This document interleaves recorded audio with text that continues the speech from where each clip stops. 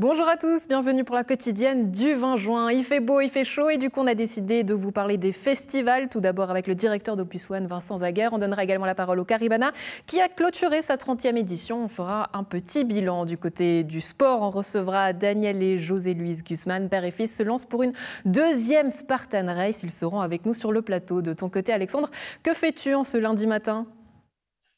Salut Andrea, tu vois, joli décor derrière moi, des montagnes, un lac, bref, la Suisse. Et du coup, je veux te poser cette question, la Suisse pour toi c'est quoi? Quels sont les clichés que tu as sur ce pays? Alors la fondue, la raclette, du yodel, le Röstigraben, plusieurs langues, la Suisse et la canicule aussi en ce moment étonnamment. Et toi, pour toi, la Suisse, c'est quoi, Alexandre? Eh ben écoute, c'est pas mal. Pour moi, je vais dire le chocolat, tiens, pour bien taper dans les clichés. Alors, on va essayer justement de déconstruire un petit peu ces clichés avec cette nouvelle exposition au Château de Prangin. C'est ici que je me trouve aujourd'hui, avec cette nouvelle exposition qui a été lancée ce week-end. La Suisse, c'est quoi? Eh ben, réponse tout à l'heure. À tout à l'heure, Alexandre. La 30e édition du Caribana Festival a clôturé dimanche avec une édition radieuse tutoyant des records de fréquentation. Après 3 ans d'absence, le Festival de Cran a réuni 30 500 festivaliers sous une météo des plus clémentes. On rejoint tout de suite sur place Laura Briand, responsable marketing et communication et relations presse pour le Caribana Festival. Bonjour Laura, comment ça va? Pas trop fatiguée en ce lundi matin? J'imagine qu'un petit peu quand même. Oui, ça pique beaucoup, mais ça va bien, merci. Ouais, c'est une piqûre, mais qui fait du bien. Justement, on va revenir sur cette 30e édition. On l'a dit, hein, des chiffres records. Mais pour vous, comment ça s'est passé de manière personnelle? De manière personnelle, c'était beaucoup d'émotions, beaucoup de stress, mais très, très heureuse de cette édition. Voilà, tout s'est très bien passé, donc moi, je suis très heureuse. Ouais, 30 500 spectateurs sur 5 jours, on l'a dit tout à l'heure. 2 soirées sold out, mercredi et jeudi. Des soirées dont, a priori, on n'imaginait pas forcément qu'elles fassent sold out, à comparer par exemple à celle du samedi. Comment vous l'expliquez? Je pense que c'est aussi dans l'ADN du Caribana. Le rock a toujours été présent et c'est aussi le groupe qui devait être là en 2020. Donc le public nous a soutenus et ils sont revenus très nombreux. Donc on les remercie. Ouais, le fait que ce soit maintenant, ça fasse partie quelque part de l'histoire du Caribana, non seulement parce que c'était les 30 ans, mais aussi de revoir ce retour du public après 3 ans.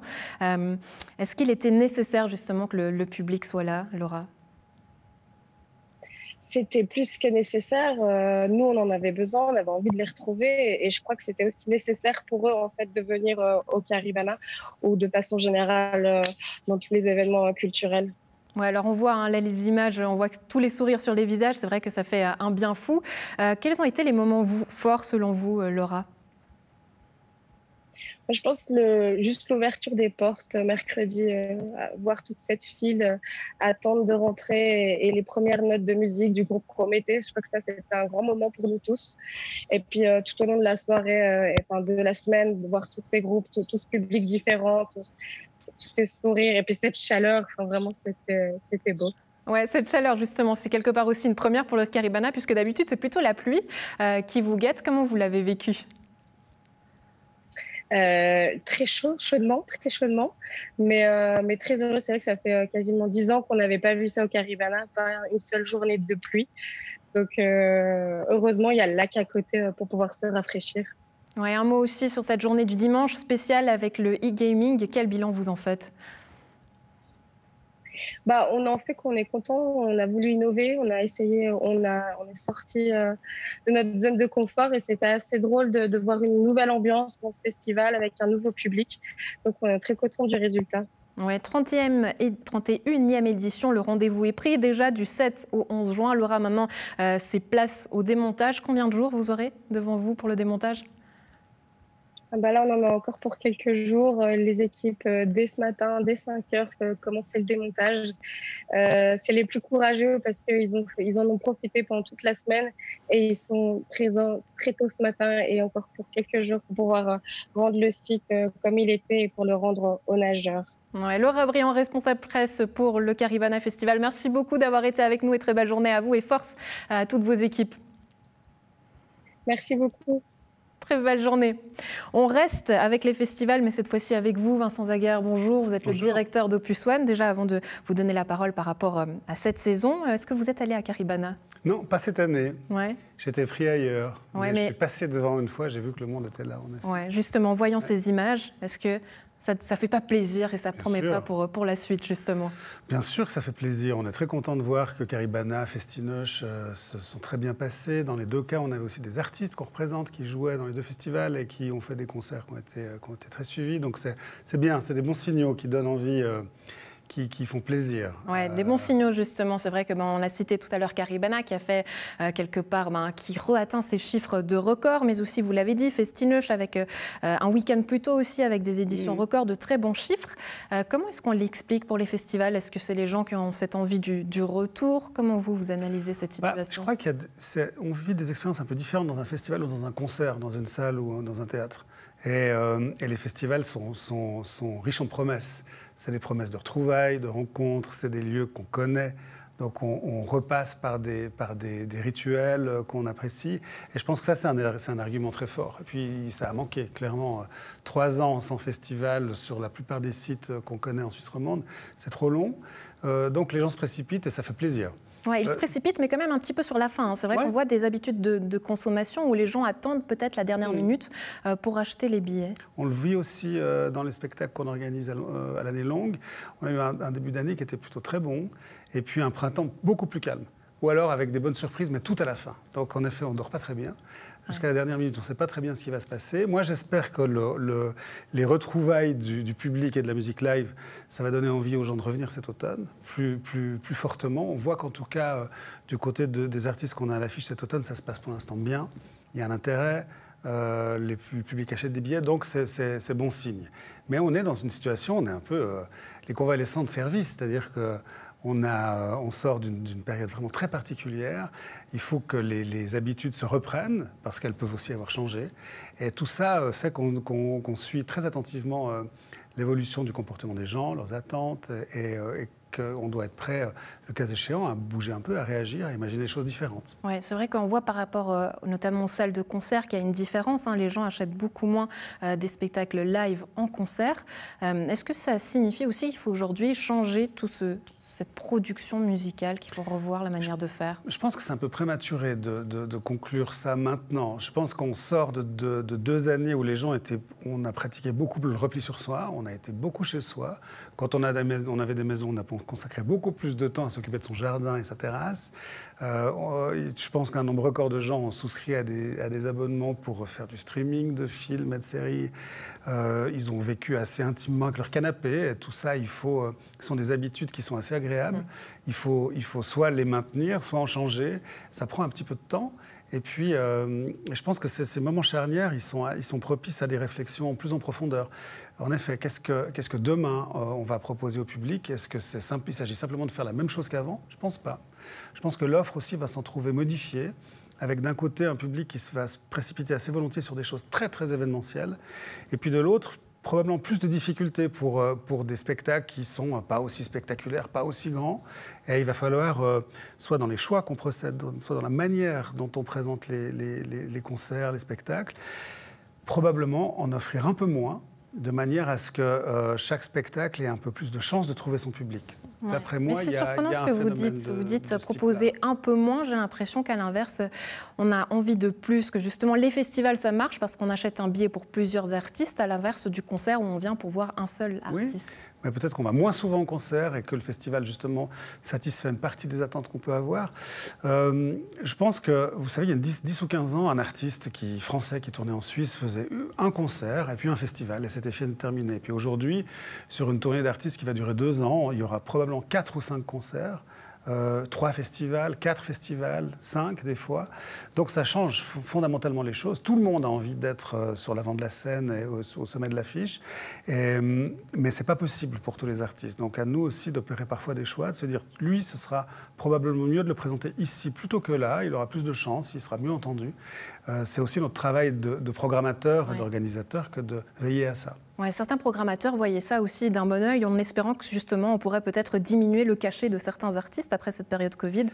Ça n'a pas été le cas. Alors pour l'instant, ce n'est pas du tout le cas. Non, on est clairement dans l'extrême inverse. C'est-à-dire que les cachets ont plutôt tendance à être beaucoup plus hauts et les artistes veulent plus d'argent.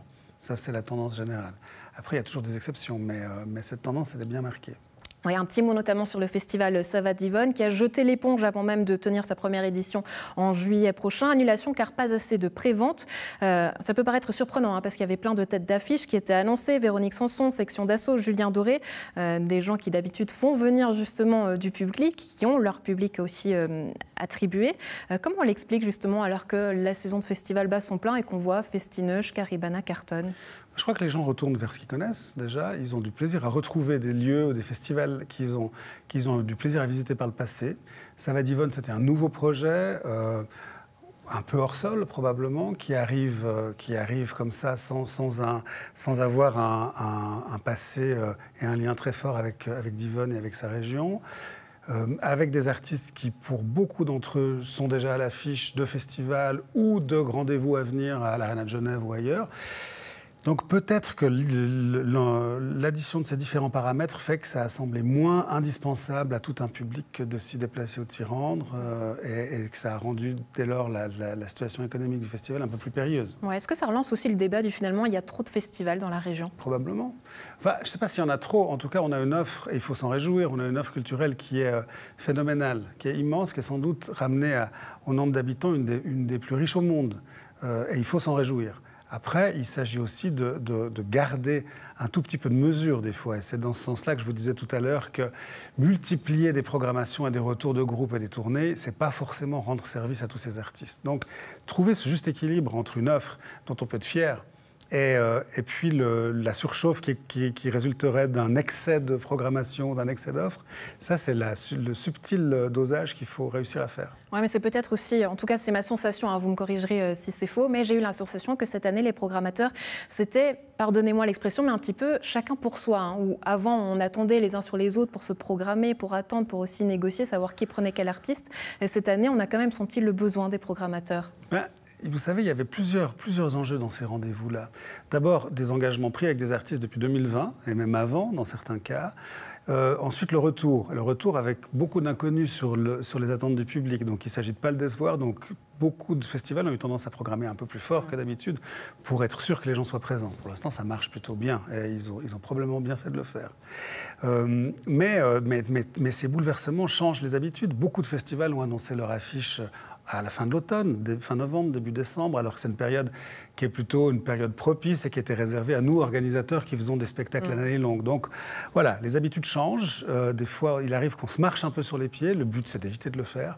Mais on n'en a pas terminé des changements qui résulteront du Covid, c'est certain. Ouais, enfin, un mot pour terminer. Paléo qui a commencé aujourd'hui sa mise en place. On voit que ça commence à fourmiller, Vincent Zaguer. Oui, on est juste à côté. Ouais. Donc on est aux premières loges et c'est plutôt chouette. Ce sont nos amis et nos partenaires de Paléo. Donc on est content pour eux parce que ça fait longtemps qu'ils attendaient ça. Et puis forcément, comme on est aux premières loges, on participe aussi d'une certaine manière à la fête. Donc c'est chouette, on se réjouit. Ouais, on se réjouit aussi de vous y voir à Paléo, Vincent Zaguer. Merci beaucoup d'avoir été avec nous. Vous êtes le directeur d'Opus One. Très belle journée à vous. Merci beaucoup. Et pour la suite, direction le château de Prangin avec toi, Alexandre. Alors, dis-nous tout sur ces clichés sur la Suisse. C'est surtout Nicole Starenberg, qui est l'une des deux commissaires de cette exposition au château de Prangin. Bonjour. Bonjour. Qui va répondre du coup à ces clichés sur la Suisse. Alors, c'était quoi l'idée derrière cette exposition, Nicole ?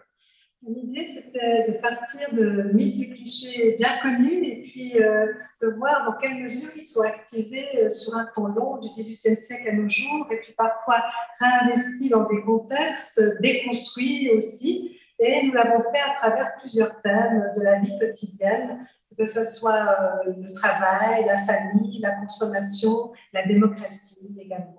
Et donc, il y a plus de 300 objets qui sont exposés ici à Prangin. Alors, on va faire un petit tour et puis casser les clichés. C'est vrai qu'avec Andrea, on était pas mal, je crois. Hein. La fondue, le chocolat, les montagnes, le ski, les montres. Je crois que tous les clichés étaient là. Alors, du coup, la déconstruction de ces clichés sur la Suisse, elle commence dans cette salle et elle commence par quoi ? Elle commence en fait, c'est aussi une exposition que nous souhaitons proposer aux écoles et à tout public curieux de découvrir l'histoire suisse. Et nous avons posé cette question sur la Suisse Pour toi, c'est quoi? Ou te sens-tu suisse? Qu'aimes-tu ou n'aimes-tu pas en Suisse? Nous les avons posé ces questions à des élèves de la région, âgés de 11 à 15 ans. Et nous partons de leurs réponses. Nous invitons les visiteurs et visiteuses à se questionner à leur suite. Alors, grâce à ces installations que l'on voit, il y a notamment plein de petits sons qui sont répertoriés ici. Vous m'avez fait entendre tout à l'heure Alain Berset, aussi vite que possible, mais aussi lentement que nécessaire, ou bien Schneiderman aussi, avec Rire, c'est bon pour la santé. Il y a plein de petits gags comme ça, et puis il y a quoi d'autre? Alors, en fait, cette salle pose la question aussi, c'est quoi le patrimoine suisse? Ça touche à l'identité de la Suisse. Et nous sommes à un musée où nous collectionnons des objets. Il y a près de 850 000 objets. Nous avons ici un échantillon dans ce que nous appelons la bibliothèque des collections.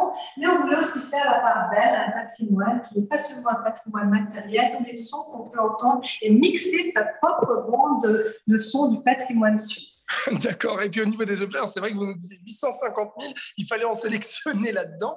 Et notamment, il y a cette coupe très spéciale. Oui, c'est une coupe d'un orfèvre très réputé, l'orfèvre lucernois, Bossart, et qui a été fait pour l'exposition nationale de 1896. Donc, à une époque où les expositions nationales sont des foires, mais sont aussi des lieux où véhiculer des valeurs identitaires collectives, communes, à la fin du 19e, à un moment où l'État fédéral est encore en construction. Pensons que la première constitution suisse a été faite en 1848. Donc, cette coupe reprend, par exemple, au bas, le héros légendaire Guillaume Tell. Ah ben voilà, Guillaume Tell, forcément. Alors Guillaume Tell, la cloche suisse, et puis ça dit aussi beaucoup de choses sur l'évolution de notre quotidien. Il y a notamment, on voit un kit M-budget là-haut, et puis des assiettes d'époque ici. Il y a même le tout premier ordinateur en Suisse, c'est ça? Oui, l'ordinateur portable commercialisé en Suisse. Et donc, c'est vrai que ça pose la question, qu'est-ce que des objets patrimoniaux? Et il y a des objets, bien sûr, qui sont des chefs-d'œuvre, de l'artisanat, de l'orfèvrerie, des différents arts appliqués, mais aussi des objets de la vie quotidienne. Et alors, on va notamment passer, eh bien, allez-y, je vous suis, en montagne, du coup. Alors, la Suisse, la voilà sur cette belle carte. Et puis, les objets, justement, eh bien, de la montagne, les voilà, que vous avez exposés ici, dans cette salle. Oui, ils ont réfléchi au territoire de la Suisse et la montagne, les Alpes en particulier, font partie de ces réflexions identitaires sur la Suisse. Et nous sommes partis de la découverte des Alpes et des glaciers de la seconde moitié du XVIIIe siècle avec des découvertes scientifiques qui vont finalement faire qu'on va passer d'une image très négative des Alpes qui font peur à des Alpes qui fascinent. Et nous voyons dès le milieu du XIXe siècle des touristes qui se précipitent dans les Alpes et pour voir les glaciers. D'accord. Alors là, on voit forcément les fameux skis en bois collector, ceux-là d'ailleurs, il faut le dire. Et puis d'autres skis aussi. Et puis alors, il y a une autre pièce, on va se diriger derrière moi, après la montagne. Eh bien, on parle de genre et notamment de féminité dans cette salle. Pourquoi ? Oui, parce qu'on s'interroge aussi sur comment les valeurs, les normes sociales sont transmises. Et dans ce cadre-là, dès le XVIIIe siècle, le rôle de l'éducation des jeunes enfants est donné aux femmes. Et les femmes, tout au long du XIXe siècle et jusque dans les années 1960, auront ce rôle de transmettre les valeurs familiales, identitaires, sous la supervision des hommes. Et c'est bien de cela qu'il s'agit. Nous avons ici un très beau tableau qui montre une famille où l'homme va être chargé de l'éducation des garçons qui apprennent à lire, à écrire, qui auront une bonne éducation, tandis que les femmes auront une éducation plus sommaire pour s'occuper de la maison. Et ça va durer très longtemps, puisque l'accès aux études pour les femmes, à quelques exceptions près, va vraiment attendre le XXe siècle et même le milieu du XXe siècle avec le début de la démocratisation des études. Et alors, on voit les habits d'époque. Et puis alors, ce qui est assez cocasse aussi, c'est que vous m'avez dit, il y a le tout premier préservatif suisse. Oui, parce qu'évidemment, la question aussi du rapport homme-femme et de la place de la femme, qui traditionnellement est subordonnée à l'homme, se voit aussi dans la contraception. Et quand il y a une meilleure entente entre les couples, quand la femme est plus libre, on peut choisir d'utiliser une contraception pour justement ne pas avoir une famille trop nombreuse à charge. Et ça, c'est un préservatif qui date de la fin du XVIIIe siècle en boyau mouton. Un boyau de mouton, d'accord. Alors, on parle effectivement du rapport homme-femme dans cette pièce. Et puis, qui dit émancipation des femmes, parle aussi forcément des révolutions, notamment étudiantes en 68, il me semble. Oui, et ça c'est intéressant. C'est aussi l'occasion de dire que la Suisse n'est pas isolée de l'Europe. Elle subit elle aussi l'influence de mai 68. Et puis, on rappelle ça, qu'une partie de la jeunesse se révolte, demande liberté sexuelle, démocratisation des études. Et puis, on le rappelle à travers le concert des Rolling Stones au Stadium en avril 1967 avec des chaises que la jeunesse a renversées, avec la police qui intervient pour maintenir cette jeunesse. On va le lancer quand même. Voilà, oui. Voilà, à défaut de pouvoir avoir les Rolling Stones à Berne là, qui ont dû annuler leur concert faute au coronavirus, voilà, Andrea, on peut avoir les Rolling Stones ici au château de Prangin dans les années 60. C'est collector, non? Voilà, et puis écoute, Andrea, on va faire le tour de cette exposition ensuite avec Nicole, et puis Marie-Hélène Pelé va nous rejoindre aussi pour nous parler des autres pièces qui se trouvent à côté. Ouais, désolée Alexandre, je t'ai mis un petit vent, je ne m'y attendais pas à ce que tu veuilles me parler comme ça et me faire réagir sur les Rolling Stones. Moi, j'avais la chanson dans la tête, je faisais mon petit concert dans mon coin. À tout à l'heure Alexandre. C'est bien aussi. On passe au sport. Une seule Spartan Race ne leur aura pas suffi. Daniel Guzman et son papa, atteints d'une maladie orpheline, ont remis le couvert il y a 10 jours à Sainte-Croix pour une nouvelle course riche en émotions. Ils sont aujourd'hui avec nous sur le plateau. José Luis, Daniel, bonjour. Merci beaucoup d'être avec nous. Avant de parler de cette Spartan Race, Daniel, vous étiez à Caribana avec une mission bien spécifique. Comment ça s'est passé? C'était super, une super expérience, ouais. Franchement, c'était la première fois pour moi de travailler comme ça en bénévole sur un festival. Puis j'ai eu la chance de pouvoir y travailler. Franchement, c'était une bonne expérience. Ouais, en tant que sécurité des artistes, justement. Exactement. Ouais. Quel était votre rôle? Expliquez-nous un petit peu. Concrètement, c'était de sécuriser en fait, les loges, les backstage à l'arrivée des artistes durant le concert et jusqu'à leur départ. Ouais, est-ce que les artistes étaient sympas? Est-ce que vous avez pu échanger peut-être des dédicaces, des photos? J'ai pu échanger avec certains, oui, ça c'était vraiment super. Avec qui, par exemple? Faites-nous rêver, allez. Louane, par exemple. Ouais. Louane, Mika aussi. The Offsprings un peu moins, voilà. Et puis Fatboy Slim aussi, c'était super. Très très humble comme monsieur. Ouais. Et puis la suite à Paléo, vous m'avez dit, mais là cette fois-ci en tant que festival. En tant que festivalier, ouais. Ouais. Il n'est pas trop fou, Daniel, en tant que festivalier. Que dit le papa? Est-ce qu'il est sage? Il ne me connaît pas en tant que festivalier. Ouais, mais il vous raconte un petit peu quand même? Non. Non, ouais, ça reste. Tout ce qui se passe au festival reste au festival. Bon, très bien. On va parler de cette Spartan Race. Alors, vous avez décidé de remettre le couvert. Donc, 9 mois après, première expérience à Sainte-Croix le 11 juin. Cette fois, vous retournez. Pourquoi? Pas assez d'émotion, Daniel?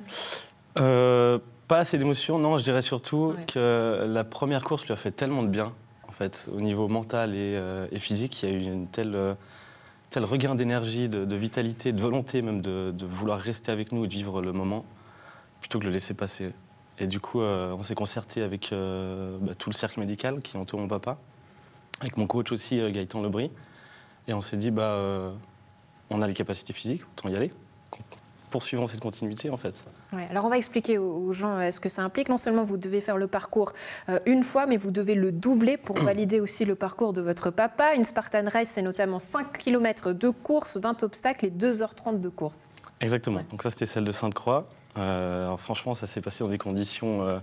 À Verbier, on a eu de la neige, de la pluie. Là, on a eu extrêmement beau temps et extrêmement chaud. Non, c'était super. Ouais. On en a gardé des séquelles. Hein. Voilà. Ah ouais. Vous n'avez pas pensé à mettre la crème avant? En fait, le départ s'est passé tellement sous le stress que lui, il a pris sur les bras, moi j'ai pris sur le dos, en fait. Ouais. Un petit coup de soleil, bon, ça reste, c'est marqué. José Luis. Quand Daniel vous a dit, allez papa, c'est reparti, on y retourne, est-ce que vous lui avez dit oui tout de suite? Oui. Ouais. Oui. Et du coup, vous avez préféré la deuxième fois ou la première? Quelle était votre préférée? La première. La première, quand même? Ouais. Ah ouais, avec la version pluie, alors? Même si eux, ils ont un petit peu plus souffert? Ouais. C'est ce qui vous a plu, c'était de les voir souffrir un petit peu et puis de tout donner, c'est ça? Ouais. Je comprends, ouais, on voit comme ça le regard de malice dans les yeux.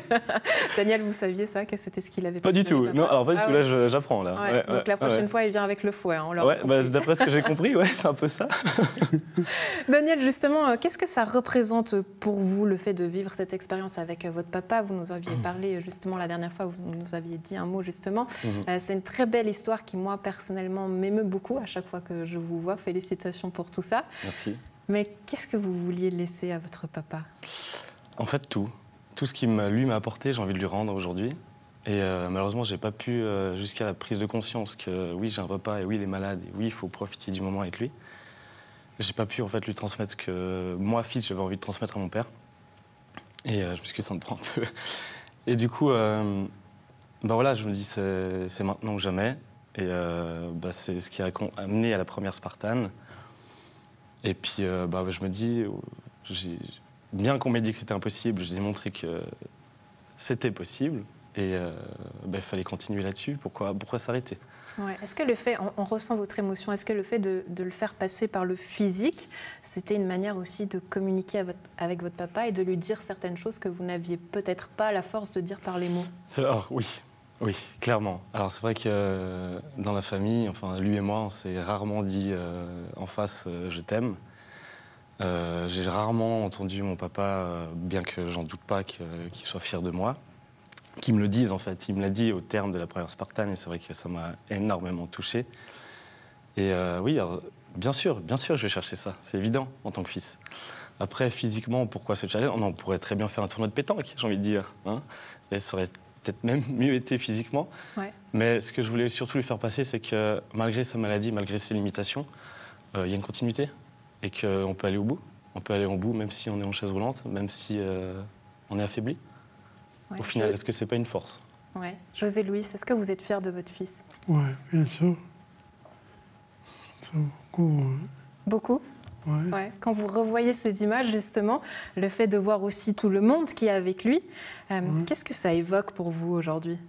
Pour moi, c'est incroyable de tous ces gens qui sont là, qui se coupent de moi. Ouais. Moi, c'est quelque chose de grand.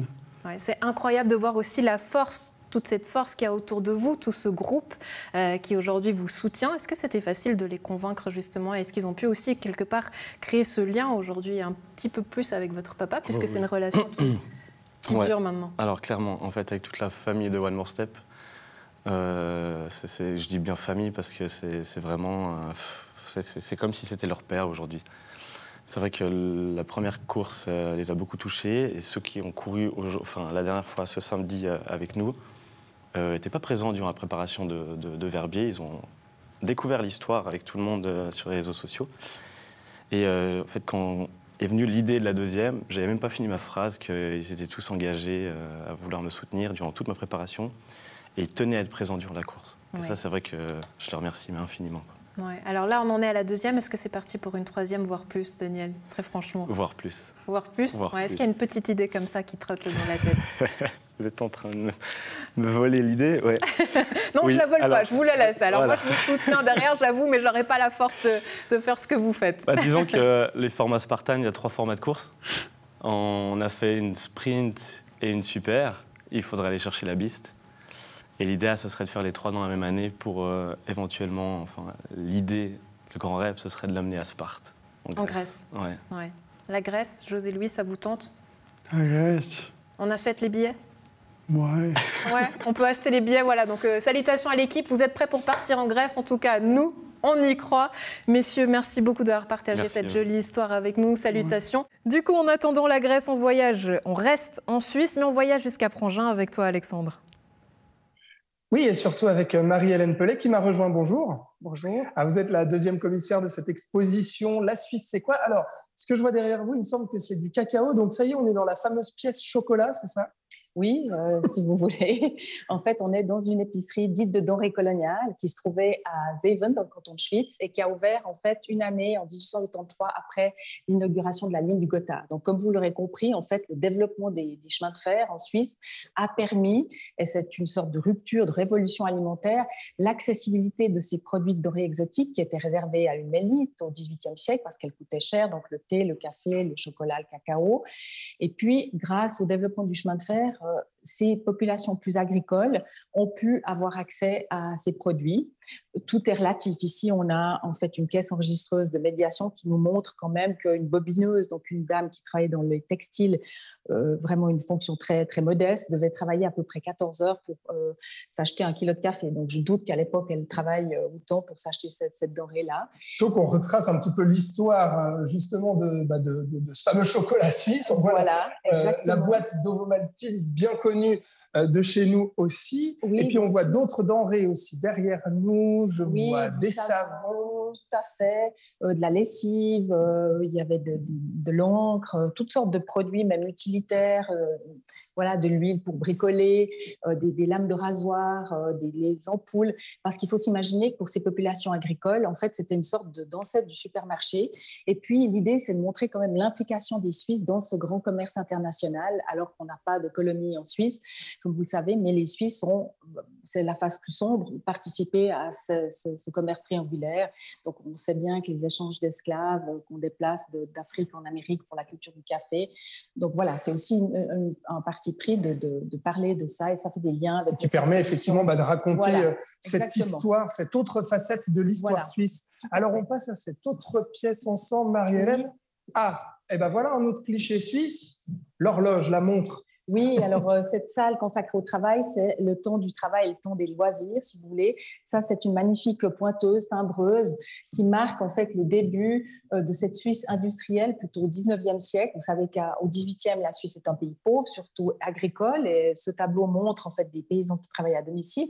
Et puis tout d'un coup, il y a une naissance avec en fait un développement des industries d'un temps qui est compté en usine, pointé et surveillé. Donc là, vous montrez en image pour les téléspectateurs toute la diversification des secteurs agricoles au départ, primaire, puis après il y a une évolution en Suisse où on s'est développé au niveau secondaire avec des industries, surtout dans le textile.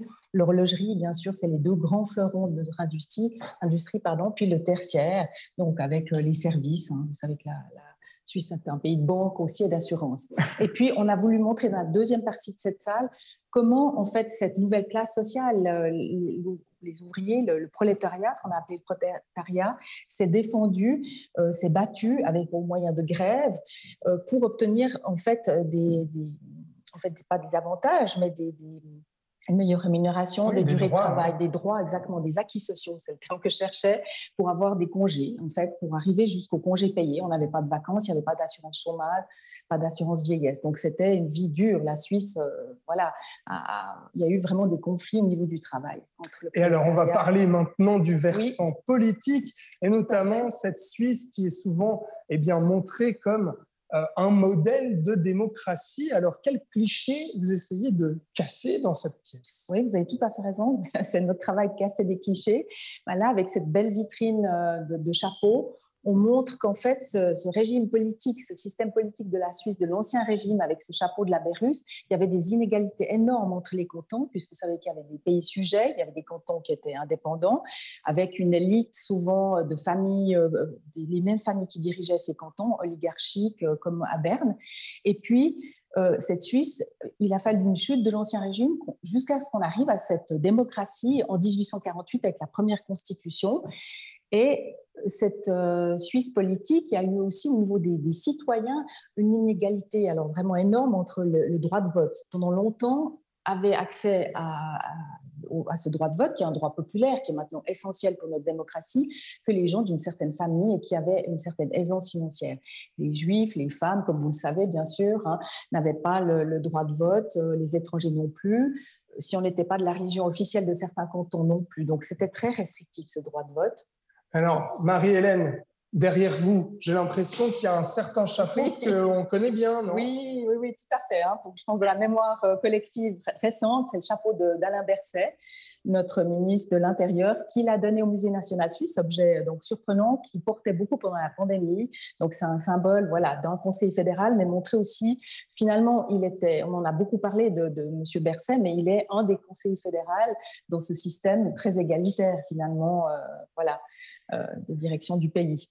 Eh ben, magnifique. Eh ben, je vous remercie beaucoup pour cette petite visite, Marie-Hélène. Et puis, du coup, Andrea, si tu veux venir voir le chapeau d'Alain Berset en vrai, c'est ici. Et puis, si tu veux, du coup, retracer un petit peu l'histoire suisse, du coup, du 18e au 20e siècle avec tous ces objets et, du coup, tous ces clichés qu'on essaye de raconter autrement, eh ben, tu es la bienvenue au château de Prangin. C'est jusqu'à quand, Marie-Hélène, d'ailleurs? C'est une exposition permanente. Donc, elle vient d'être inaugurée. Les gens ont le temps pour venir la voir. Eh ben voilà, toute l'année. Voilà, toute l'année, exactement. Merci beaucoup pour cette petite visite, Alexandre. Avant de te laisser partir, je voulais savoir, parce qu'il fait très chaud, on a tous souffert ou pas de cette chaleur, mais toi, la canicule, comment est-ce que tu l'as vécue? Ah bah écoute, là, je t'avoue qu'ici, au château de Prangin, il fait plutôt chaud, je dois te l'avouer. Et puis la canicule, ça va, mais c'est surtout la climatisation qui a eu raison de mon petit rhume que tu entends peut-être. C'est ça ta petite mauvaise mine du lundi matin, Alexandre. Bon, merci beaucoup. Tout ça pour vous dire que le canton de Vaud a déclenché son plan canicule. Les mesures prévoient notamment des visites au domicile des personnes les plus vulnérables, des prises de contact téléphoniques avec elles, mais aussi du renforcement des mesures de prévention par l'ensemble des partenaires socio-sanitaires tels que les hôpitaux ou les EMS. Une centrale téléphonique des médecins est également joignable en tout temps à disposition de la population. Vous pouvez appeler au 0848 133 133. Notez que la ville de Gland a également pris de mesures et prendra contact avec la population prochainement. Il fait chaud, mais tenez bon, demain, ça ira mieux. Quant à moi, c'était un plaisir d'avoir été en votre compagnie. On se retrouve demain. Bonne suite de programmes sur Nord Région Télévision.